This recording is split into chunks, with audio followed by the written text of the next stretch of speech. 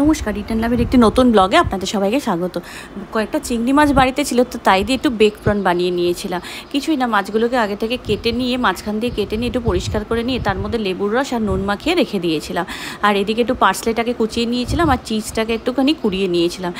তারপরে একে একে লেবুর রস দিয়ে ম্যারিনেট করার পরে 10-15 মিনিট রাখার পরে এদিকে আবার একটু ভাত বসিয়ে দিয়েছিলাম। আর উপরে একটু বাটার ব্রাশ করে দিতে হবে, মাছগুলোর উপরে বাটার ব্রাশ করে একে একে রসুন কুচি, পার্সলে কুচি, অরিগ্যানো, চিলি ফ্লেক্স আর হচ্ছে ব্ল্যাক পেপার দিয়ে মাছটাকে 10-15 মিনিট রেখে দিয়ে এবার হচ্ছে প্যানের মধ্যে বাটার দিয়ে মাছটাকে বেক করতে দিতে হবে। মাছটাকে কিন্তু ঢাকা দিয়ে দিয়ে করতে হবে। উপরে চিজটা গলে যাবে, তলায় মাখনটাও গলে যাবে। মাছটার কিন্তু অদ্ভুত একটা স্বাদ হবে, একটা গন্ধ হবে। আর পার্সলেটা কিন্তু মাস্ট, পার্সলে না দিলে কিন্তু এই বেক প্রনের যে ফ্লেভারটা ওটা আসবে না।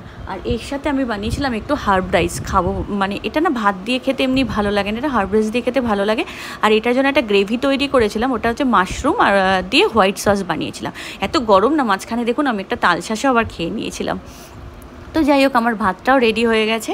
আর এদিকে কিন্তু প্রনটা দেখুন একদম মেল্ট হয়ে গেছে, বাটার চিজ, দারুণ খেতে হয়েছিল সেদিনকে প্রনটা।